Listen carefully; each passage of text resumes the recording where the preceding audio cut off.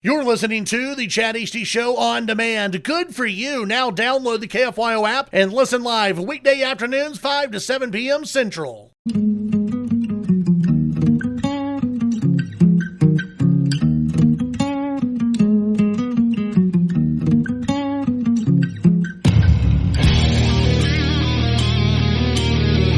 Broadcasting from the great state of Texas, this is the Chad Hasty Show. News and views with a Lone Star perspective. You can sound off during the show by sending Chad a text at 806-680-2790. That's 806-680-2790. Or call in at 1-800-687-0790. Now, here's Chad Hasty.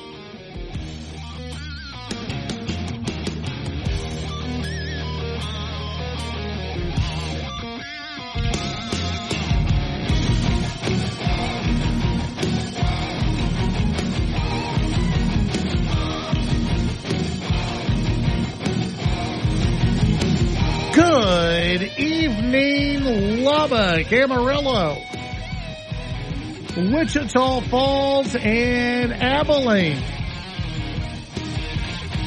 Midland, Odessa, Dallas, Fort Worth, down in Houston, over in El Paso, and anywhere else inside or outside the great state of Texas, wherever you may be listening on this Thursday, April 11th, 2024. Welcome to the program. Glad to have you with us today, where you can send in your thoughts on the text line on any of the big issues of the day at 806-680-2790. That's 806-680-2790. Give us a call at 1-800-687-0790.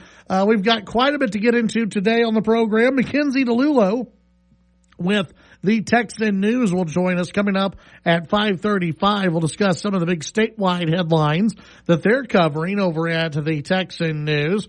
We've got some interesting stories going on nationally with the ATF going in and, they're going to, under a new executive order from the administration, they're going to close that so-called gun show loophole that the Democrats have warned about over and over and over again.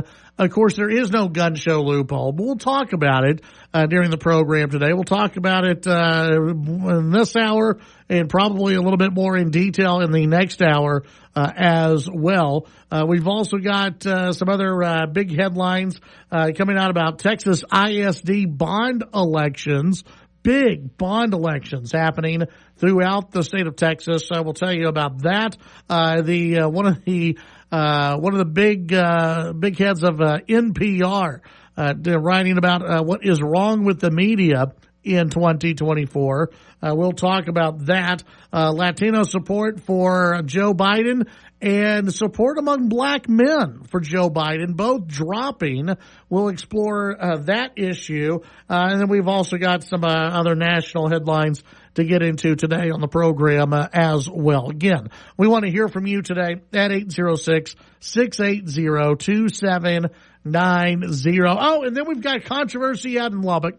Controversy about a water park that never was never going to be. And we've got people upset with the Lubbock City Council because a couple of people who said they were going to build a water park never had a website, never doesn't look like they ever pulled any permits or anything else. They're blaming the city council for there not being a water park, a new water park in Lubbock. So we've got that little controversy in the hub city that we'll be getting into. We've got some local headlines out of the other some of our other local cities as well that we'll be getting into. Then, of course, again, whatever else you would like to talk about today. Well, according to the National Day of, today is National Pet Day. So we're going to celebrate your pets today. You can text in and show off your pets. It's always beautiful on radio when you show off pictures, but you can talk about your pets as well. What kind of pets do you have? You have dogs, you got cats. We posted this on the in Lubbock on the KFYO Facebook page. And it was surprising to me just how many listeners had cats. I don't know why, but there are a lot of listeners with cats. I think now there's many more dogs, but there were a lot of cat pictures being posted on the KFYO Facebook page. So tell us about your pets. You can text in and let us know. Also, and Nick he wanted to tell me about this today. What day is it, Nick, that you were excited about? National, what was it? Barbershop. Barber what? Wow. What is it? Barbershop quartet. Yeah. Oh. Quartet. Four singers. Yes, the Barbershop Quartet Day. Yes, yeah. So everybody has a favorite barbershop quartet. Do you have a favorite barbershop? Well, that's quartet? a secret. I don't want to divulge that that too much. But everyone has one. So that's my big. I'm more interested. What's your favorite? You know what? In all honesty, yes. There was one in Mary Poppins, right? Am I lying? No, I think that's right. I think there was. Yeah, I think that's right. Yeah. I mean, he sang with some penguins or something. Sure, too. Yeah. Some wild things that went on in that movie, but that's the first one that comes to my mind. Is a Dick Van Dyke.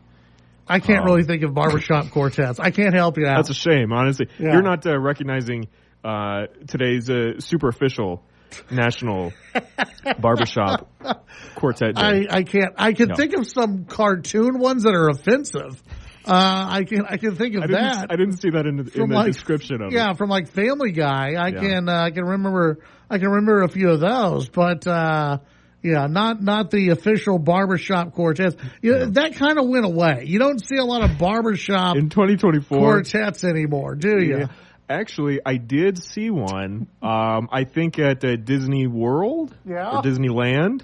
I did see they. In fact, I saw a video. They performed in front of Dick Van Dyke, and he was sitting in his wheelchair, and he loved it. And if he loved it, it's got to be good. Yeah. So they're still around. They're just more of a novelty. You can actually, and I just did this. We looked up here. There is a international barbershop quartet champion. There is that. Just one? Yeah. Well, it's a group. Like one guy. Oh, okay. Yeah, it's a group. It's a group of people. And then you have famous barbershop quartets that are out there. Would you like to know one of the famous barbershop quartets? Of course, you would know this one, Nick. Yes. The Ringmasters. Oh, yeah. Yeah. I grew up with them. Crossroads. Crossroads. Sure. And Signature. Oh, another of course. big I was going to time. say that one. Yes. You beat me to that one. Yeah. And After Hours, which, Never heard of that one. That's classic. That's good. Classic ones. What about the Ambassadors of Harmony? Yeah, that's a good one. I know someone from that one, actually. Do you really? Yeah. Yes. I know one of the ambassadors. Yeah. You've got Main Street. Main Street. That's Boston Common. Now that's an older group. That's the Buffalo Bills, not the football team, but the barbershop quartet Buffalo Bills. Commonly mistake. Yes. Those two people mix those up all the time. Got to be very careful. You can't just go around and say Buffalo Bills. People are going to think they're going to a performance. Yeah, exactly. So Nick was very happy about bringing up to me earlier Barbershop Quartet Day, which I can actually picture Nick as a fan of barbershop quartets, and I can actually picture Nick singing in a barbershop quartet if he wanted to. 806-680-2790. If you're part of a barbershop quartet and you need somebody, Nick is here for you. Just let us know, and I don't know if he can sing or not, but he would at least like to be part of the performance. That's for sure. 806-680-2790. That's 806-680-2790. This from the BBC. They were one of the first ones to report on this. The U.S. to end the quote-unquote gun show loophole that allows sales without background checks. It'll classify around 23,000 vendors as licensed firearm dealers, making their gun sales subject to checks. Attorney General Merrick Garland said, if you sell guns predominantly to earn a profit, you must be licensed. The administration said it expected a court challenge by pro-gun groups, but it was confident that they would win. Quote, all the major actions that the president has taken to reduce gun violence. By the way, this will not reduce any gun violence at all. It absolutely will not reduce gun violence one bit. All the major actions that this president has taken to reduce gun violence have been challenged. And in court after court, the actions are frequently being upheld. We have confidence this is legal. The National Rifle Association said it was preparing to fight the new regulations, and Republican senators have also objected. Nevertheless, Garland said that the new regulation was a, quote, historic step that would save lives. He pointed to a federal data showing that illegally or black market firearms are increasingly being found at shooting scenes. Vice President Kamala Harris, who leads the Office on Gun Violence Prevention, said unlicensed gun dealers have gotten away with unverified sales for too long. The closure of the gun show loophole will go into effect 30 days after it's published in the Federal Registry this week. The White House has cited the bipartisan Safer Communities Act of 2022, which solidified who and what is considered a firearm dealer to expand the background check requirements. The law was passed with support from Republicans and Democrats after two high-profile mass shootings in May of 2022. However, a spokesman for Senator John Cornyn, prominent Republican senator who worked on the bipartisan Safe Communities Act, called the move, quote, unconstitutional. Joined by Tom Tillis, a fellow Republican who helped negotiate the bill's passage, Cornyn plans to introduce a joint resolution of disapproval under the Congressional Review Act. Woo! Oh, man. Ooh, that's going to sting. Let me tell you something. That's a joint resolution of disapproval. You go, Cornyn. That's tough language there. That's really going after the president when you're doing a joint resolution of disapproval. I mean, that's one step further than a strongly worded letter. That is scorched earth in the U.S. Senate. The pair claim the new regulation attempts to rewrite the law will go against congressional intent, according to a copy of their proposed resolution, which was reviewed by CBS News. There are around 80,000 licensed firearm dealers in the U.S. already required to conduct a background check. And so, the administration moving forward on this gun control action, which, by the way, will have nothing. It will do nothing to stop any type of violence in the United States. It will do absolutely nothing. 806-680-2790. When we come back, a little bit more on this. Your phone calls, your text. Text messages about your pets. Wow, some good dogs. Good looking dogs being texted in. We'll be right back. He came from somewhere back in how long ago. The sentimental fool don't see trying hard to recreate what had yet to be created. The Titan of Texas Talk Radio, Chad Hasty. Talking with newsmakers and about the issues that matter to you. The Chad Hasty Show, weekdays from 5 to 7 p.m. Chad's show is also digital with the Chad Hasty Show podcast. The Chad Hasty Show podcast can be downloaded on Apple Podcasts, Amazon Music, Spotify, and the Radio On Demand page at KFYO.com. The Chad Hasty Show, all across Texas during your drive home, weekdays from 5 to 7 p.m. To battle is to fight, to struggle, to overcome, and ultimately for the Marine Corps, it means to win. There is no alternative. It's not just a statement of intent. It's a promise to our nation. A promise kept for more than 2 centuries. A promise of the Marines. Join me for America's First News weekday mornings at 5 on News Talk 95.1 FM and 790 AM KFYO.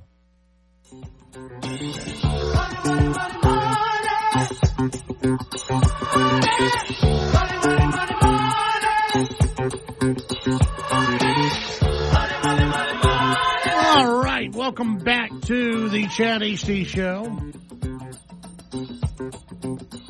Talking about this deal that the Biden administration is trying to get through here with an executive order where they're going to prevent the so-called gun show loophole. There's never been a gun show loophole. Not in the way that the leftists have tried to sell it. The leftists have tried to say that anytime you go to a gun show, anytime you go just about anywhere outside of a dealer, that so many guns are being bought. That anytime you go to a gun show, that you don't have to present an ID, you don't have to go through and do any paperwork, and what the Democrats have tried to do is convince people that that's the majority of sellers at gun shows, and that simply isn't the case. In fact, the majority of people who are going to gun shows and who attend gun shows are registered dealers who this is going to end up hurting because that's what they want. Remember, they don't stop with just, we consider these people large sellers. And so they're primarily in the business of selling guns. So we want to go after them. They're not satisfied with that. They want to prevent you from handing down a gun to your son. They want to prevent you from handing down a gun to your grandchild. They want to prevent you from selling a gun to a buddy of yours. They want you to have to pay taxes on that. They want you to have to go through all the red tape. So it'll discourage you, one, from buying the weapon, and two, selling it to somebody that you may or may not know. They are not interested in solving any type of violent crime among the gangbangers. And you really think that anyone who is selling guns on the black market is going to look at this and go, "Oh, well, I guess I can't do that now"? You think anyone who's selling guns out of the back of a van in Chicago is going to say, "Well, I can't do it now. The gun show loophole has been closed. I mean, I don't want to break any more laws than I already am"? No. All it's going to do is criminalize average people who are trying to sell firearms that they don't want anymore. You go to some of these gun shows, and next week we're going to visit with Kim Sansom, Silver Spur Gun and Blade Sheds, coming back to Lubbock. We're going to be doing a show out there on Saturday, the 20th.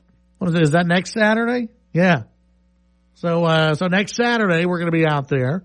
And I guarantee you that most of the people who are attending the gun show, as far as dealers go, or as far as people selling, are registered firearm dealers. There may be one or two tables, one or two people who are private sellers, and they've got a collection of a few guns that they're trying to sell. And now what is going to happen is you're going to have the government hassling these people. And there's no reason to. I'm trying to think of a case off the top of my head where someone walked into a gun show, bought a gun, and then decided to shoot up a school the next week. And I can't think of any case where that's happened.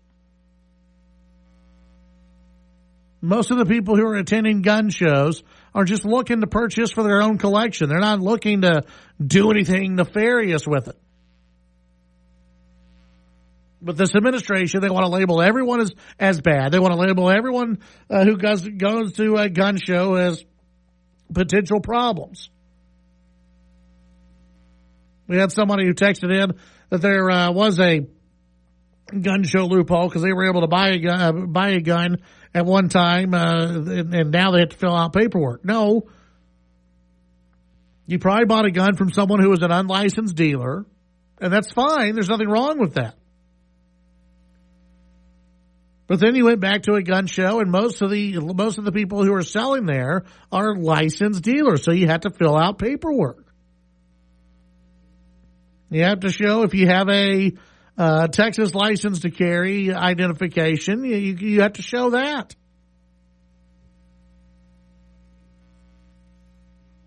So this idea that it's going to solve anything, no. And if you think it's going to stop the Democrats from reaching further and trying to prevent somebody from handing a gun down to a grandchild or handing a gun down to a child, it's not going to do any of those things. Not going to stop any of those things. And that's what they want to do. They want to stop those people. Again, it's about as much control over you as humanly possible.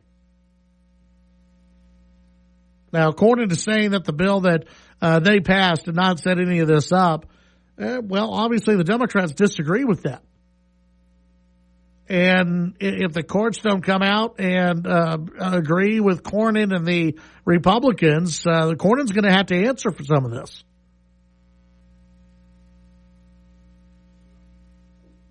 (806-680-2790) Let's see, a text, your cars kill more people than guns or cars next. We have dealers, but an individual can sell a car to another person without a dealer's license, not for long. Well, they'll eventually go after those who are selling the gas vehicles for killing us because of climate change. Eventually they'll go after you on that. It's probably not very far away. When we come back, your phone calls, your text messages, and much more. McKenzie DiLullo scheduled to join us from the Texan. We'll be right back.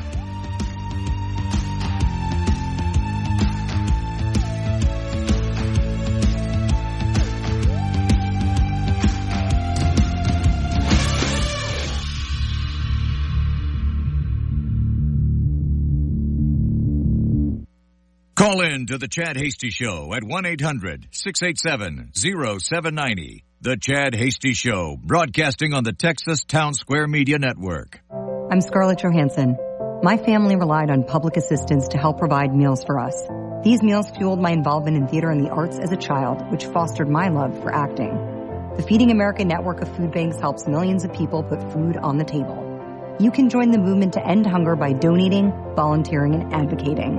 Because when people are fed, futures are nourished. Join the movement to end hunger at feedingamerica.org/act now. Brought to you by Feeding America and the Ad Council. This message is from the U.S. Department of Veterans Affairs. VA disability compensation is a monthly tax-free payment to veterans who got sick or injured in the military and to veterans whose service worsened an existing condition.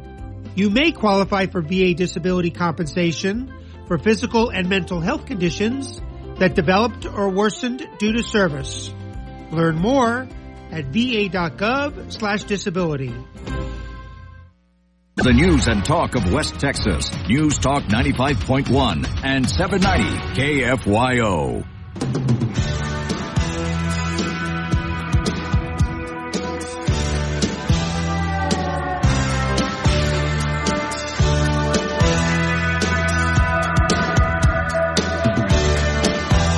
Don't you forget about Chad at Chad Hasty Radio on Facebook, Twitter, and Instagram, and on your radio.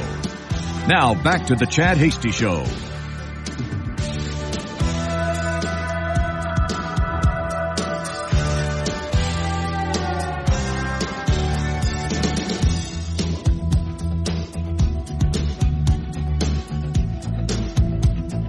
Back on the Chad Hasty Show. Thank you very much for tuning in today. Lots of just so much happening out there. Oh yeah, OJ died. A lot of stuff going on out there in the news today. Let's see. Of course, one of our favorite segments of the week is when we get to visit with our good friends over at the Texan News and McKenzie DiLullo joining us with the Texan, and they have been very, very busy. A lot of news stories popping up over at the Texan.news. McKenzie, welcome back. How are you today? I'm well, Chad. Thanks for having me back. Yeah, absolutely. We've got quite a few different news stories to kind of cover. I guess we'll start off with Lieutenant Governor Dan Patrick releasing some interim charges to the senators. Yeah, the Lieutenant Governor back in the news again, but the interim charges are basically just priorities that lawmakers are tasked tasked with addressing and studying during the interim in the lead up to the regular session. So we see a lot of, there are 57, first of all, so we're not going to go through all 57, and I'd encourage folks to go to the Texan.news and read all about them because there are a lot.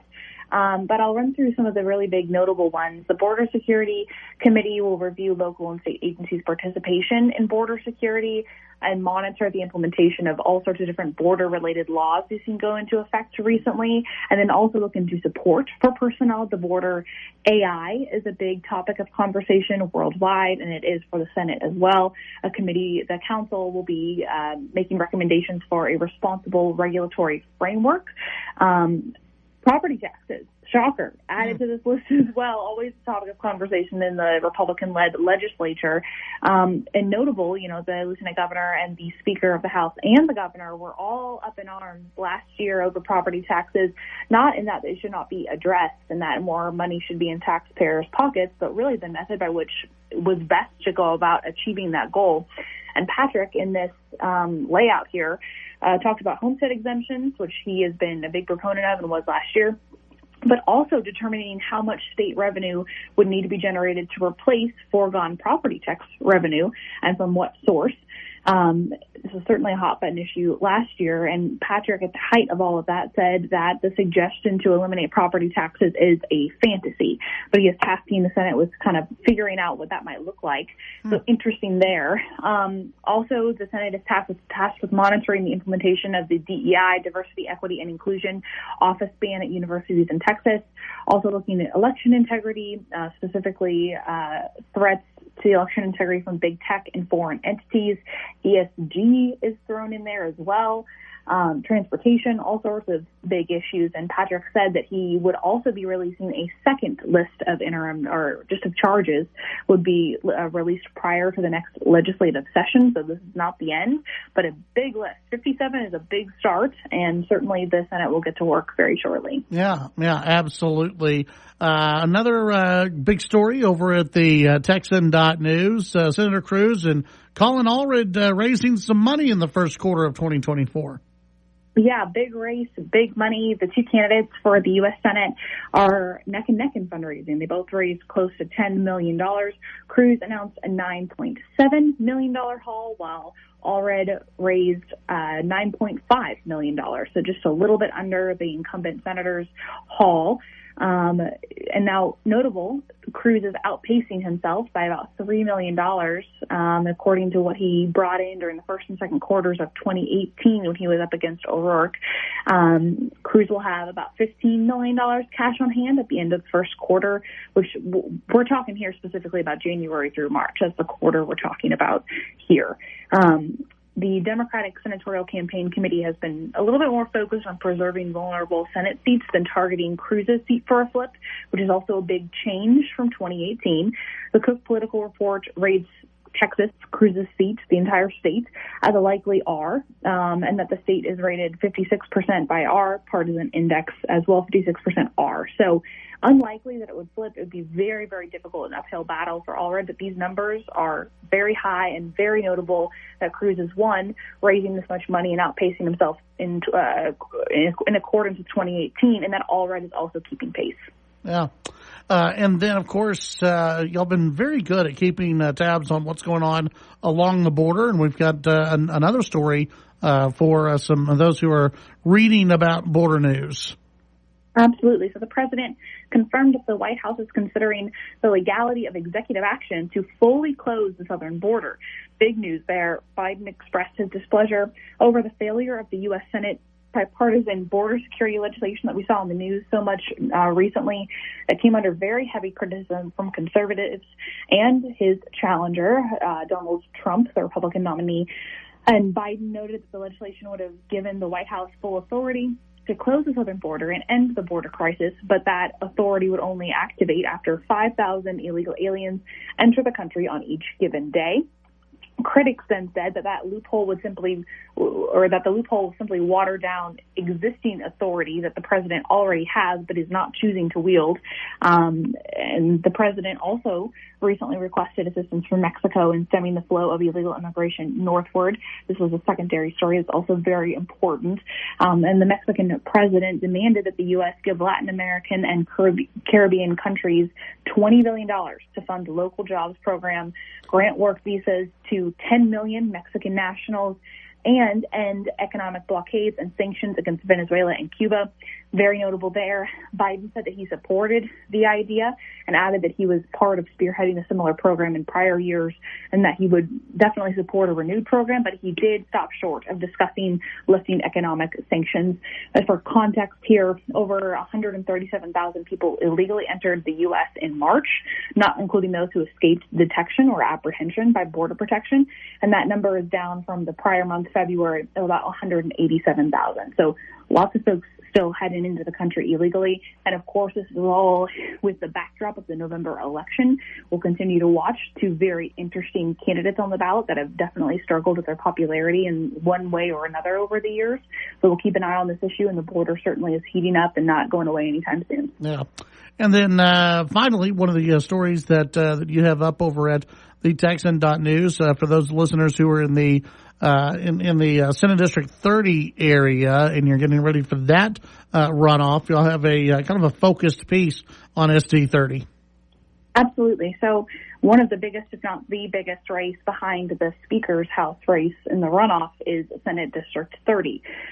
There were 4 candidates in the primary. 2 were left at the end of the night on March 5th. We have Brent Hagenbu, who garnered 36% of the vote, and Jace Yarborough, who took 34%. Now, Yarborough was certainly an underdog in that race, and we were surprised to see him edge out other competitors and do so in lockstep with Hagenbu, who was definitely the front runner. Now, we have a full dictation of our interview with both candidates. Cameron Abrams worked hard on this piece. It's a great piece. So certainly go and read all of their comments. A couple of notable things I will highlight. Former state senator and gubernatorial candidate Don Huffines recently endorsed Hagenbu, calling him an actual Republican. We asked the 2 candidates their perspectives on that. Yarborough said that we cannot be prouder of our endorsements in this race, highlighting a bunch of grassroots endorsements, and did mention that Huffines did donate to him $1,000 during the primary, and has all of a sudden changed his tune here and said you'll have to ask Huffines what changed his mind. Hagenbu said Senator Huffines is a patriot who is passionate about liberty and freedom and thanked him for his endorsement. I would say the other big notable moment here in the interview was we asked what is the biggest success of your campaign. Yarborough said that despite entering the race very late and being outspent by special interests 3-1, and fighting some big endorsements that our opponent has brokered, we planted our flag and rallied the grassroots to a near tie in the primary. Hagenbu responded and said the easiest answer for him was that the biggest success of his campaign was the endorsement of President Donald J. Trump. So definitely worth going and checking out this entire story at the Texan.news for all the answers. All right, very good. McKenzie, tell folks what else you guys are working on over at the Texan. Absolutely. Well, we have some big firearms news as the Justice Department announced a rule ending private firearm sales at gun shows and tightening licensing requirements. So we break down what that means for Texas. We additionally have some big, more border news, more keeping track of what's happening with the legality of SB 4. We have Houston, Harris County, trying to implement the UBI program, the Universal Basic Income Program, a pilot program in Harris County. All that and more at Texan.news. Yeah, it wouldn't surprise me if we get a press release either today or tomorrow from Paxton's office that they have sued the administration to stop the new firearms deal from going through. Just, you know, I think we're all just twiddling our thumbs until that happens. It just wouldn't surprise me if we saw that come out. McKenzie, thank you so much for joining us. We'll talk to you again next week. Thank you, Chad. Thank you. That's McKenzie DiLullo with the Texan News. When we come back, your phone calls, your texts. We'll talk about the border thing when we come back. Don't worry. We'll be right back. Train I ride 16 coaches long. The Titan of Texas Talk Radio, Chad Hasty. It's election season, and if you're running for elected office anywhere across the listening area, you can contact Chad to appear on the show. Send Chad an email to chad@kfyo.com with your name, contact info, and the office you're running for, and he'll get back to you. Or you can call in your information during the show to 1-800-687-0790. All across Texas, this is The Chad Hasty Show. Mr. Rogers said, look for the helpers. Can always find people who are helping. Thank you to all the first responders who put their lives in danger to help us when my brothers and sisters need them. We look out for the helpers because they look out for us. Thank you, first responders! Thank you, first responders! Help us help first responders in your community today. Go to firstrcf.org to learn more. Post AM with George Noory, overnights at midnight on News Talk 95.1 and 790 KFYO.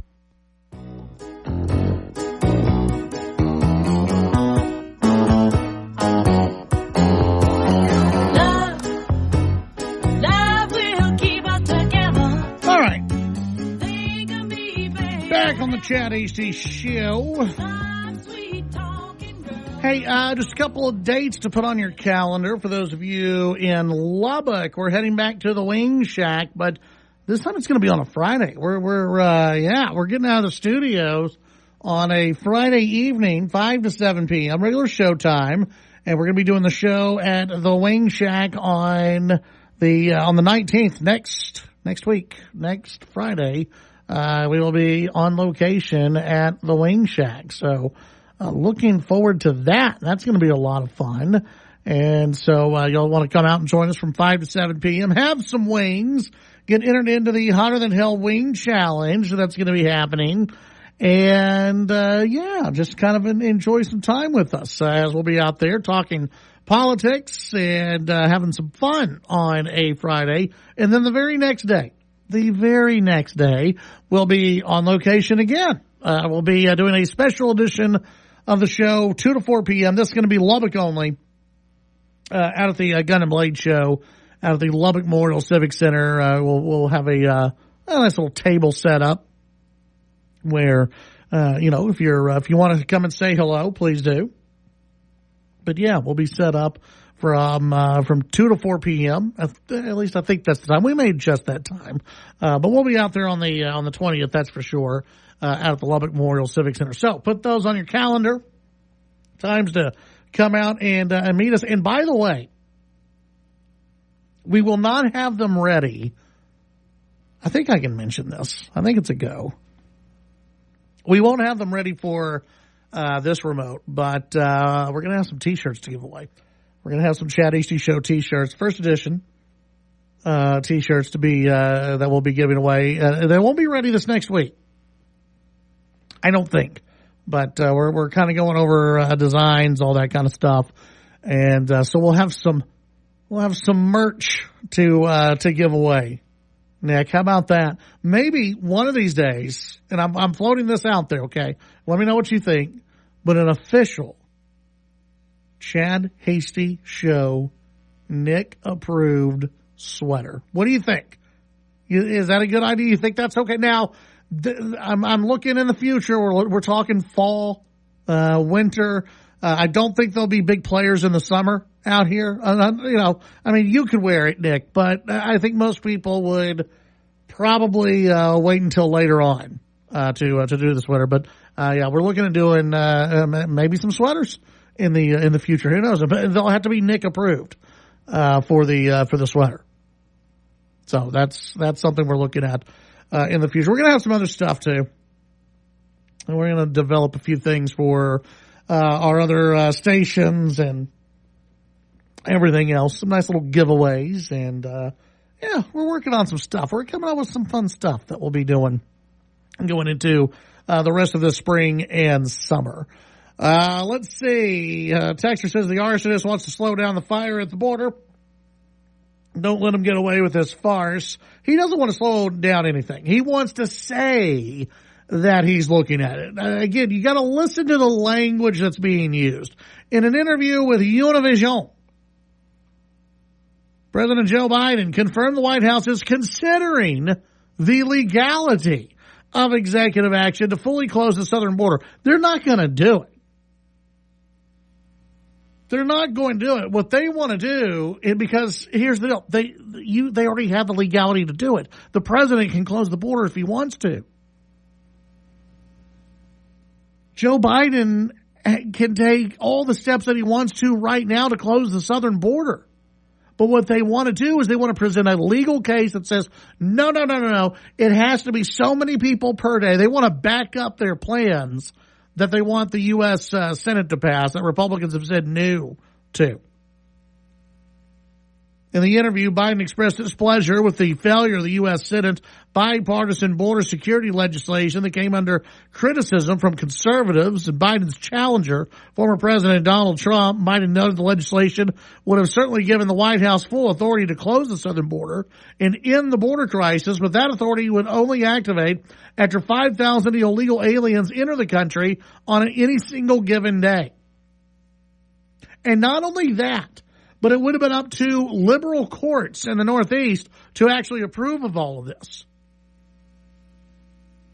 Well, there's no guarantee that I have the power to close the border all by myself without legislation. Some have suggested I could go ahead and try it.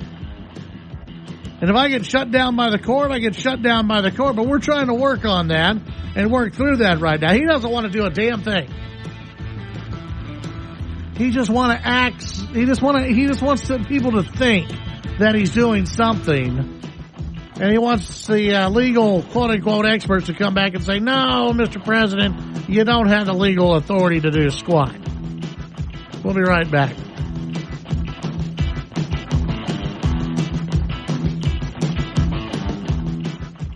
The Chad Hasty Show, a presentation of the Texas Town Square Media Network. The views and opinions expressed during the Chad Hasty Show are not necessarily the views of this station staff, management, advertisers, or Town Square Media.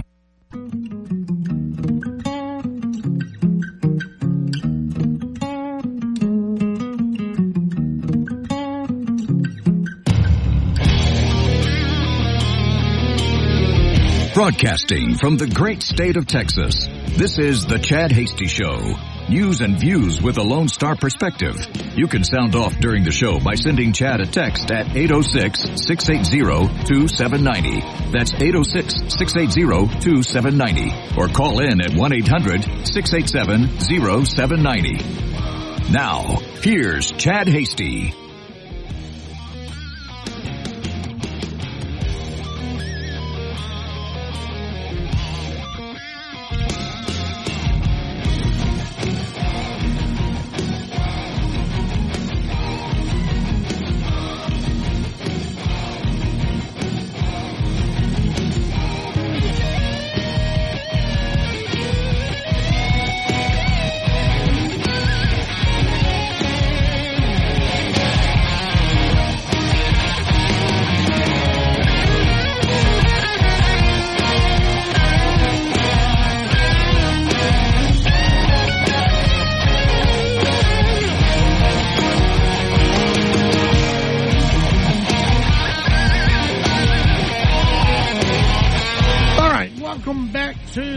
Chad Hasty Show. Appreciate you tuning in today.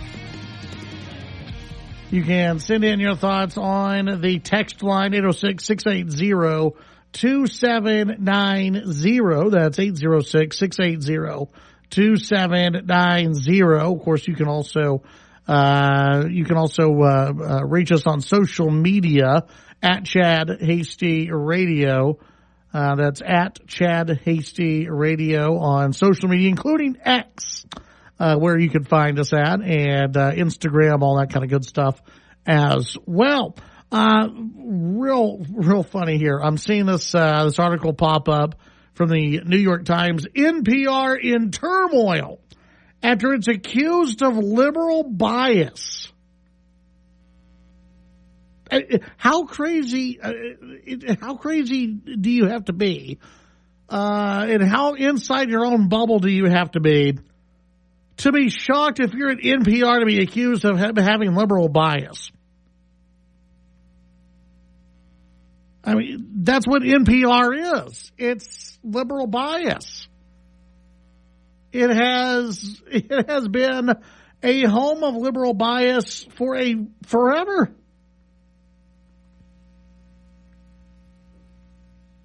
But they are apparently shocked by this now, that they have been accused of having a bias.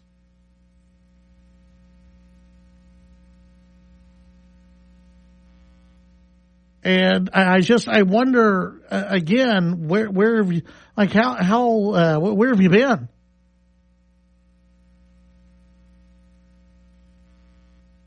Where have you been if you think that somehow you have not been a biased organization? This all is because of a NPR editor who went into tell-all. The headline from The Hill: NPR editors tell-all confirming what we already knew about the media. 2024 has not been kind to American journalism. Mainstream news outlets, including NBC, CBS, The Washington Post, LA Times, Time, and Business Insider, have laid off hundreds of staffers. Publishers and media analysts have been casting about for possible explanations. Whether difficult economic headwinds, the collapse of ad revenue, or Americans' news fatigue ahead of the presidential election is to blame. But we can thank Yuri Berliner, a senior business editor at NPR, for revealing the main reason for journalism's dire situation. Americans these days just don't trust the news. His first-person account of the past near decade at NPR, from Donald Trump's first presidential campaign through the present, reveals a litany of reasons for the loss of faith. Berliner argues that NPR's increasingly leftward tilt, lack of transparency, ideological groupthink, and prioritization of diversity of identity and physical appearance have above other values have led the organization astray. His experience at NPR matches the broader reality facing journalism today. A 2023 Gallup survey showed that only 32% of Americans have some or great deal of trust in journalism, a major problem for an industry that purports to provide news to a broad audience. Perhaps that's because only 3.4% of journalists identify as Republican. That compared to 36% for Democrats, according to a recent Syracuse University survey. Unsurprisingly, the political shift has turned off many Americans. Berliner notes that 49% of NPR's listeners in 2011 described themselves as moderate or conservative. That number dropped to 33% by 2023. With the remainder being liberal or very liberal, suggesting that non-liberals have abandoned the network in droves. Story from The Hill asks this: how did journalism get to this point? Many Americans feel the news today doesn't treat both sides fairly. They think it reflects a deep-seated liberal bias, puts its finger on the scale for progressive policies, and looks down on those with traditional or conservative beliefs. And they're not wrong. Berliner joins a growing list of journalists and mainstream publications who have publicly lamented how the news has abandoned the journalistic values. One hopes that he'll be able to stay with NPR if he chooses. Others have left their job or were forced out for speaking out. In one sense, this isn't new. Journalists have skewed left for generations. In 2001, longtime CBS correspondent Bernard Goldberg wrote, "Bias, all tell-all criticizing colleagues at his own network for often sounding more like flax for liberal causes rather than objective journalists." It became a #1 bestseller. What's troubling today is the new ideology that's taken over newsrooms during the Trump years. Journalism now focused more on political correctness and political point scoring more than on traditional journalistic ethics like fairness, independence, and truth-seeking. It enforces a rigid orthodoxy that promotes specific viewpoints while shutting out other voices that don't stick to the provide or the approved narrative. In short, the news today tells its readers and viewers and listeners what to think. And that's absolutely true. This is something that you hear on CNN. It's something that you hear on most of the mainstream news outlets that are out there. They're telling you exactly what you should be thinking, that you should be thinking this way. Now, if you're listening to an opinion program, if you're listening to an analyst, well, that's different. That's different than the journalists who are supposed to be presenting the news item, the story to America, the story to the audience. But you don't have that anymore. Instead, the journalists who are out there, quote unquote journalists who are out there, many of them, if not most, are activists. And you even see this in the hiring. We've talked about before with the Texas Tribune. The Texas Tribune, they go through, they hire people who are very happy to put out there exactly how they feel in their headlines and in their tweets and everything else when it comes to leftist causes.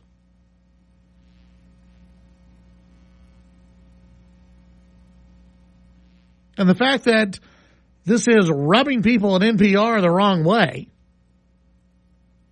it shows you either that they're ignorant of who they're hiring and ignorant of what they're putting on the air, or they're just mad that someone has outed them. They're just mad that someone finally outed NPR. You know, NPR, you're not supposed to talk about NPR. You're not supposed to speak bad of NPR. You're not supposed to speak ill of NPR. And now you have somebody who says, you know what? You're not fair. You're not fair. You do have a liberal bias, and it's wrong, and that's why people are going away from NPR. It's why people are moving away from a lot of news organizations. They're not subscribing to different news organizations that are out there.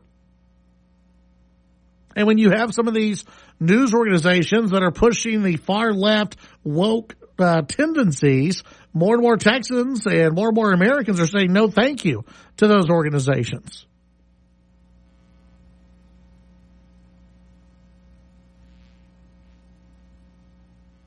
I think that's why you're seeing some of these different news organizations, like when we have on the Texan, and when you see some of these other news organizations that pop up that either come from, yes, a conservative point of view, or they just list out both sides of the story and let the reader go with it, decide on their own what the answer is, or what the major problem may be, instead of just blaming Republicans for every ill in society. And I think that's why some of these publications that are out there that are like that, they're succeeding. But the problem is you have very few that are like that. You have very few that are not coming at you with an agenda.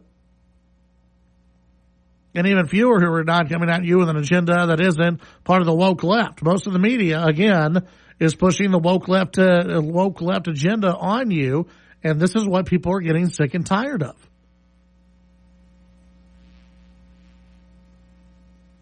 We'll see it again come election season when the Texas Tribune puts out about how hard it is for minorities to vote in Texas, when it's not. That isn't the case. It's not hard at all for anyone to vote in the state of Texas. But I guarantee you that will be a news story. Not only will the Texas Tribune have that, but you'll see it from the Dallas Morning News. You'll see it from the Austin American-Statesman. You'll see it from the Houston Chronicle. You'll see it from the Amarillo Globe. You'll see it from Lubbock Online. You'll see it from all of these places. It's hard. It's tough. Oh, Republicans are making it tougher for minorities to get out and vote. And that simply is not true. Chad, NPR is the worst news network ever. Bill needs to be passed to cut taxpayer funding for NPR. Yeah, I think there'd probably be some people who are for that. I mean, you see a lot of NPR stations that are just folding. In Lubbock, was it the NPR station in Lubbock that got rid of everybody? That they got rid of their programming? Nobody was listening. And half the people there were volunteers, and nobody was listening. I mean, it says a lot when you have a station even in West Texas, and guess what? You are left leaning with your news, and you're associated with left leaning, and when the people you put on air are left leaning, guess what's going to happen? People are going to think you're left leaning. And yes, even with NPR, go woke, get broke. 806-680-2790. When we come back, your phone calls, your text, and more.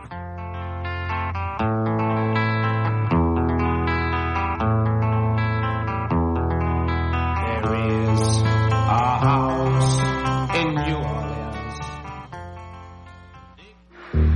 The Chad Hasty Show can be heard all over West Texas, weekdays from 5 to 7 p.m. Tune in on News Talk 95.1 and 790 KFYO in Lubbock, News Talk 940 in Amarillo, News Talk 94.7 and 1470 KYYW in Abilene, and in Wichita Falls on News Talk 96.3 and 1290. The Chad Hasty Show. Make it a part of your drive home, weekdays from 5 to 7 p.m. Speeding tickets aren't cheap, and they can make your insurance rates go up too. So if you don't remember anything else from this commercial, remember this. Slow down or pay up. Also, if law enforcement pulls you over for speeding, they'll check your license and registration. So be ready for that. Basically, if you ever wonder if speeding is worth it, the answer is pretty obvious. No way. Speeding is dangerous and expensive. So slow down or pay up. Be safe, drive smart. A message from TxDOT. Night with John B. Wells, Saturday nights from 10 to midnight on KFYO.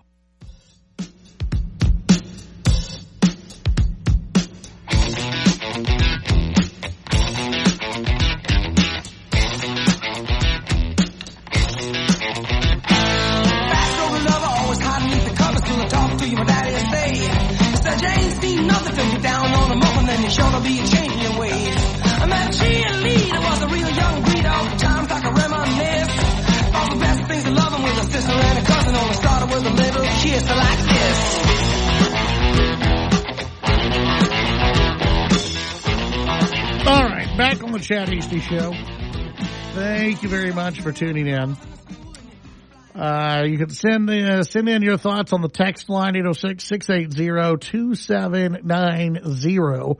That's 806-680-2790, where you can sound off on any of the issues of the day.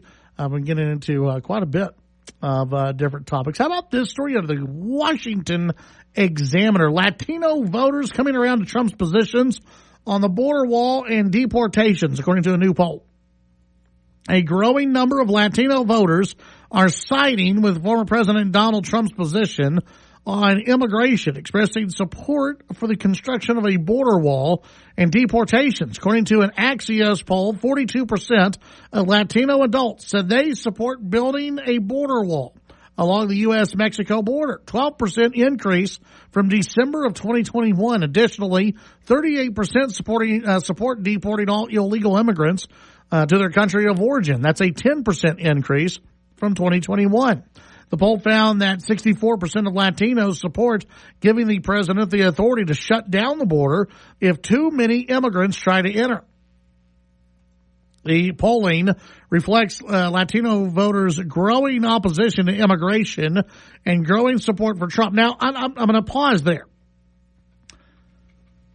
Latino voters are not opposed to immigration. Republican voters are not opposed to immigration. We are opposed to illegal immigration. That's the difference. The Democrats want the border to be open for everybody to come over. Republicans don't have a problem with immigrants. Republicans don't have a problem with immigration. Republicans don't have a problem with immigrants coming to this country. Immigrants helped build this country. And everybody knows that. But you have to do it the legal way. You have to come here the right way. And while the numbers may have gone up on this really isn't that surprising. When you go and you visit with folks in the Latino community, they're still about law and order. They want their kids to grow up and have a better life. They want their kids to work hard. They want their kids to get an education. They want their kids to be successful. They're all about faith and family. And yeah, working hard. This is not surprising that they would want laws enforced. Here's the difference. Here's why I think you've seen numbers go up. Because when Trump was running and when Trump was in office, the evil media called Trump a racist. And Trump was going to send all the brown people back to South America. And that Trump wanted to build the wall because he didn't like brown people. That's what the media was telling people. That's what the media. Remember when they tried to act like Donald Trump said that everybody crossing the border was a rapist? They tried to make Trump look like he was a racist and that he did not like Hispanics. Well, now we've had 4 years of Biden.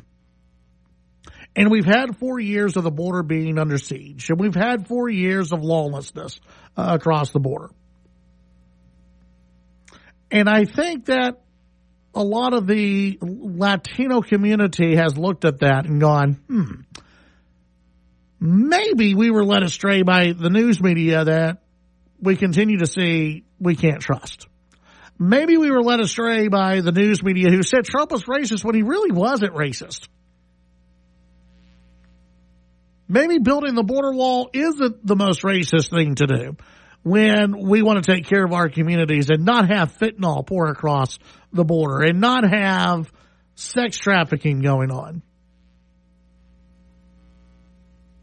And so these numbers really don't surprise me too much. Latinos believe Trump is better on immigration now than Biden. 29% say Trump is good on immigration compared to just 22% for Biden. Latinos prefer Trump over Biden on the individuals' issues as well, including the economy. 42% of Latinos prefer Trump over Biden. On crime and public safety, 31% support Trump over Biden, who support him at 20%. The Republican Party overall, though, is viewed very negatively among Latinos, with Trump himself garnering much higher support. Only 17% of Latinos said the Republican Party shares their values compared to 32% for the Democrat Party. But Trump holds a higher favorability at 32%. We'll be right back. The Chad Hasty Show, weekdays 5 to 7 p.m. Sound off during the show by sending Chad a text at 806-680-2790. Today's markets from the Texas Department of Ag. Well, howdy, neighbors. Texas feeder cattle auctions were mixed, reporting prices steady to $8 lower. Cattle futures were up, with April live cattle futures up $1.17 to close at $108.25, and April feeder cattle futures were up 89 cents to close at $239.17. May cotton futures were down 2 points, closing at 83.37. May wheat futures were down 11 cents, closing at $5.83 per bushel, and May corn was down a nickel to close at $4.29 per bushel. May soybean futures were down 6 cents to close at $11.59 per bushel. May soybean meal futures were up $4.70 to close at $335.60. April Class 3 milk futures were down 17 cents, closing at $15.39. And May crude oil futures were down 58 cents to close at $85.62 per barrel. And the Dow Jones was down just 2 points to close at 38,459. And that's the market roundup. I'm Marshall Webb, filling in for Texas Agriculture Commissioner Sid Miller. And remember, friends, Texas agriculture matters. The news and talk of West Texas. News Talk 95.1 and 790 KFYO.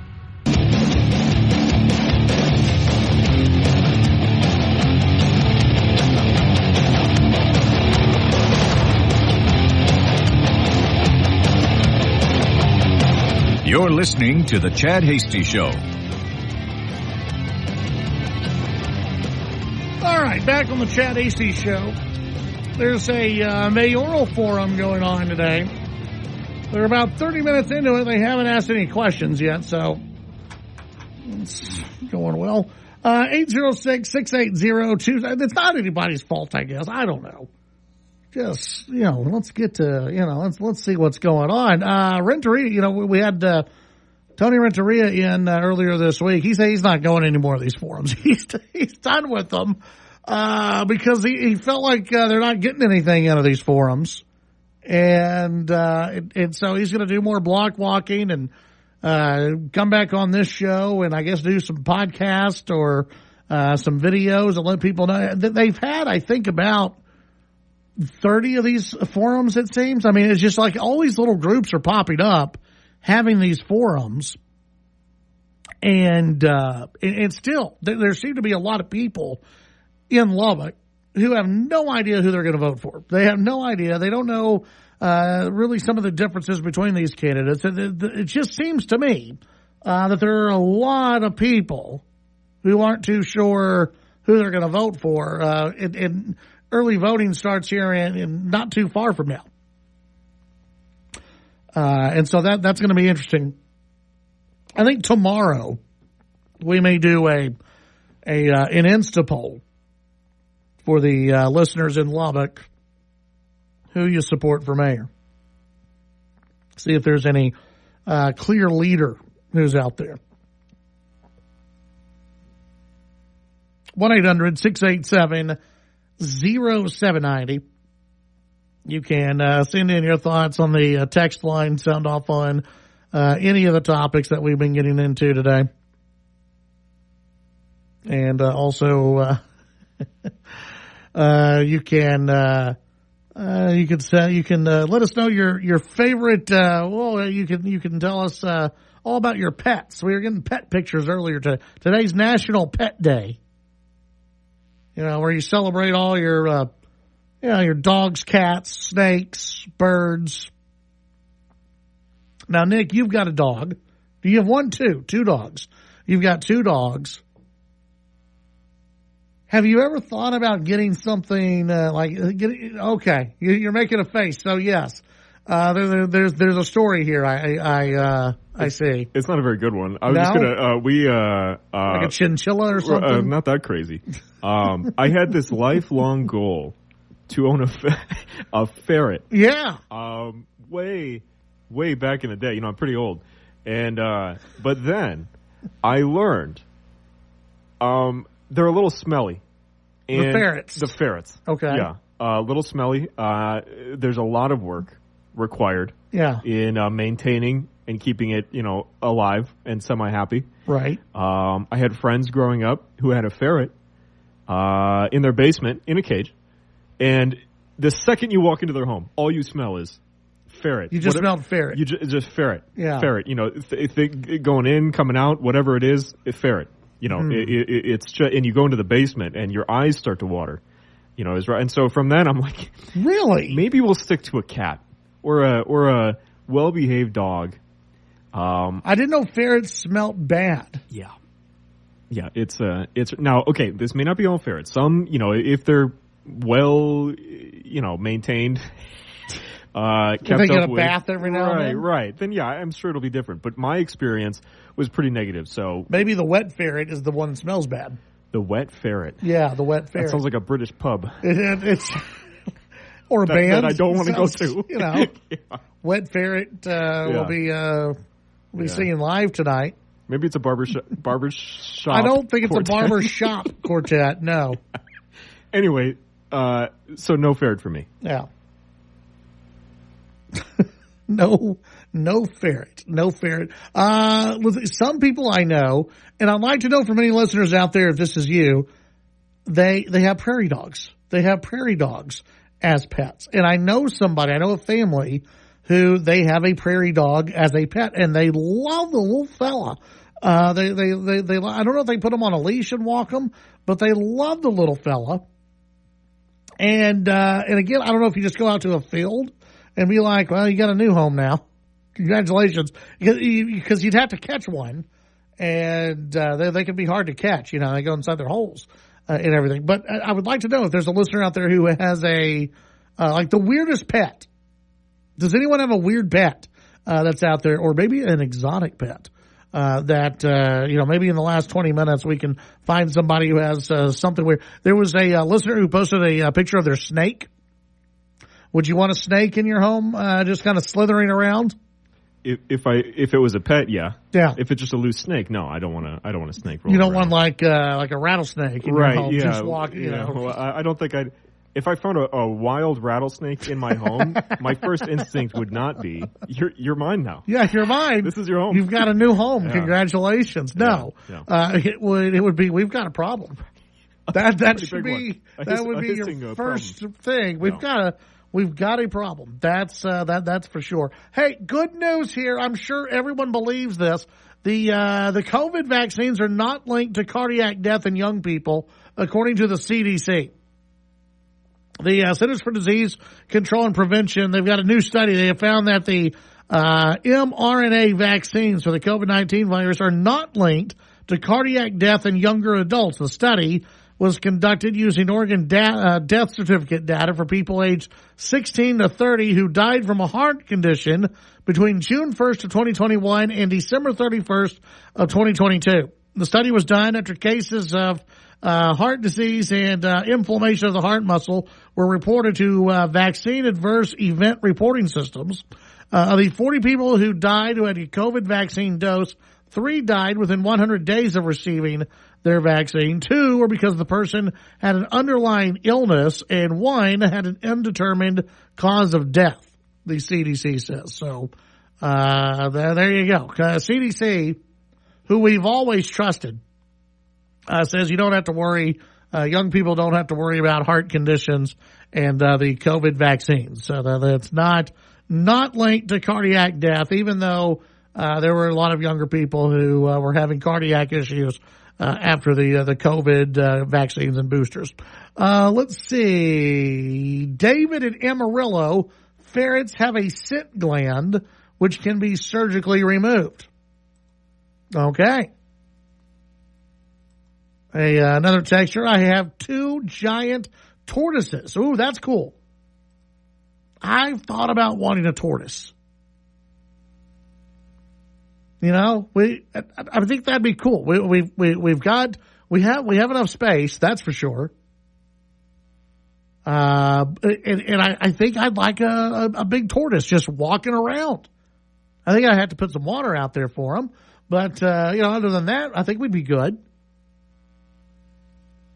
Dogs and tortoises, do they get along? Like German shepherds and tortoises. I wonder if they get along, or if they snap at each other. Probably only snap once. 20 years ago, we had a pet skunk. He didn't stink, but we called him Little Stinker. And the best way to describe having a pet skunk is like having a cat and a fox mixed together.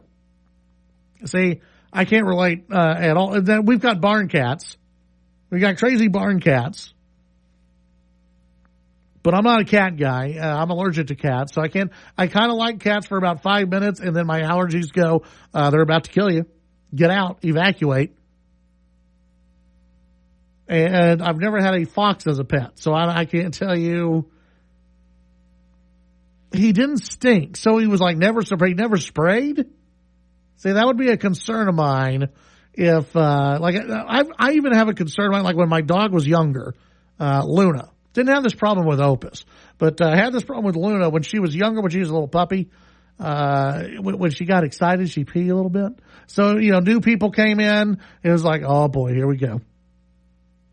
She'd get real excited, and it was, okay, you got to go outside. You got to go to the bathroom. I'd be worried that the skunk would would get very excited and start spraying everywhere, and it would stink. Texter, brother-in-law who got heart problems after the Moderna, doctor said it was the cause of it.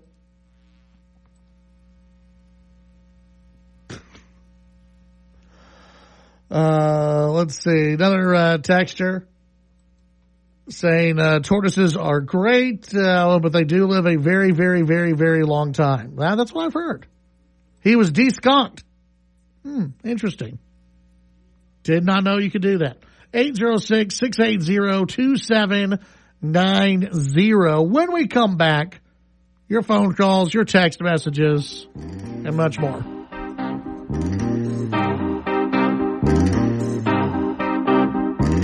When I was young, it seemed that life was so wonderful.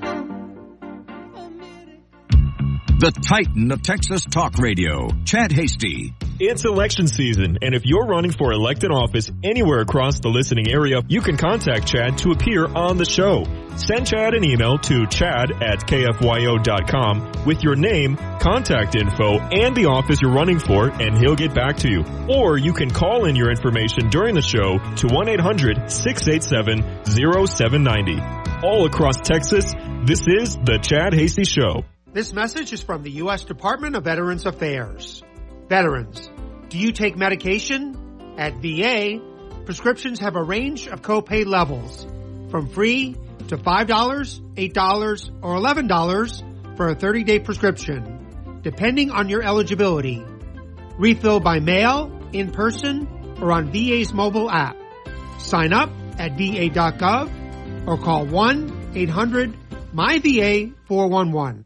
And Buck Sexton's Week in Review, Sunday afternoons at 2 on News Talk KFYO and KFYO.com.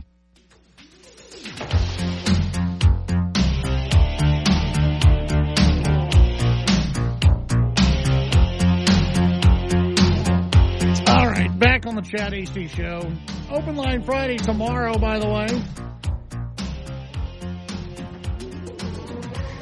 Don't forget, on the 19th, next Friday, not tomorrow, next Friday, we're taking the show on the road to the Wing Shack in Lubbock, and we're going to be having a great time out there. We'll be out there 5 to 7 p.m., probably a little bit before that, but of course won't be on the air until 5.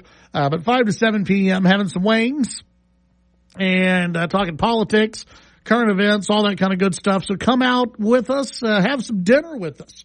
At the Wing Shack coming up next Friday.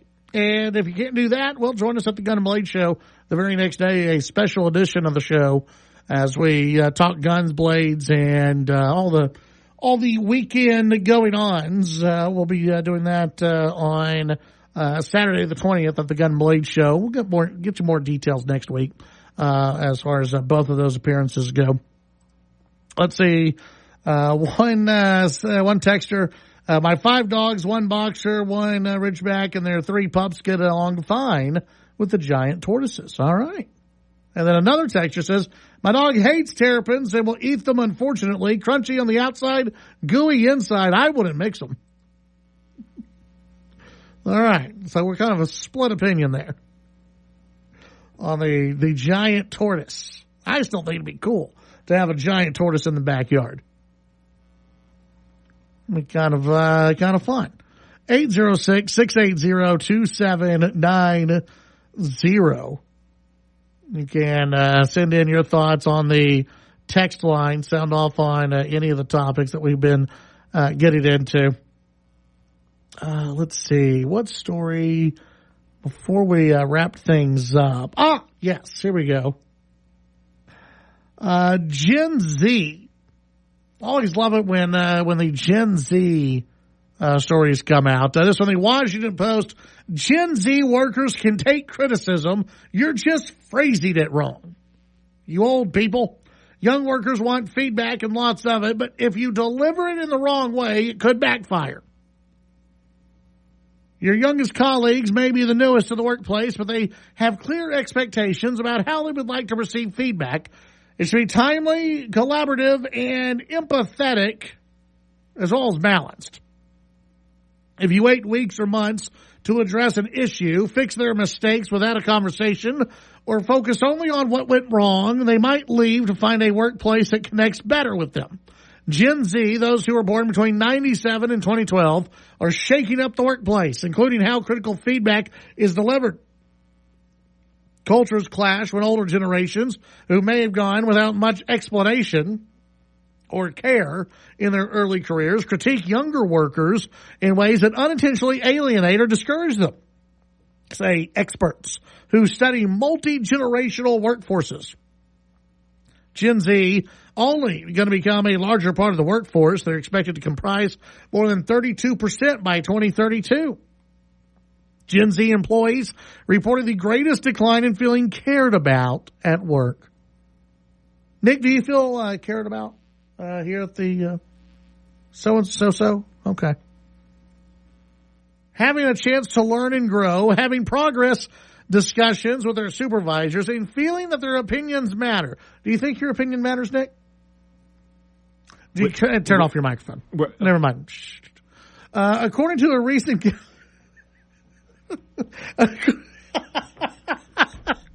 According to a recent Gallup survey, and they feel less engaged with workers. They feel less engaged.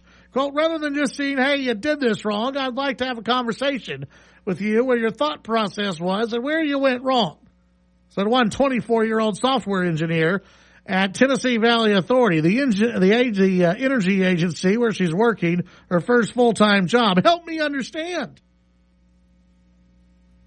As the first generation have grown up with the internet at their fingertips as toddlers, Gen Z is used to having instant access to information, experts say. So when they don't know how to do something or understand something, they go online for more information.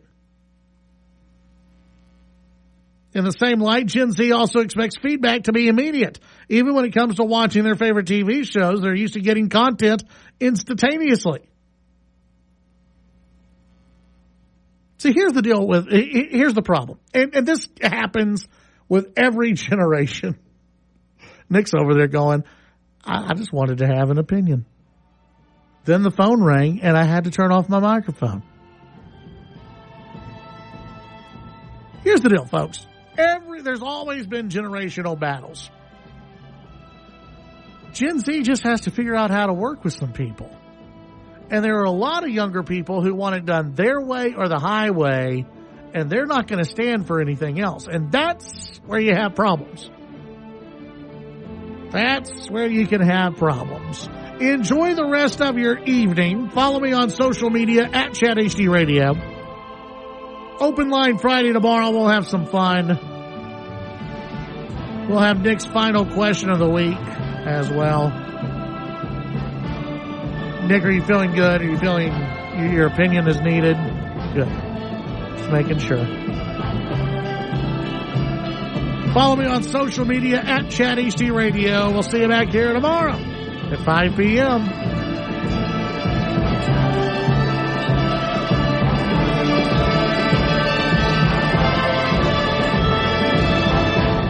The Chad Hasty Show, a presentation of the Texas Town Square Media Network. The views and opinions expressed during the Chad Hasty Show are not necessarily the views of this station staff, management, advertisers, or Town Square Media.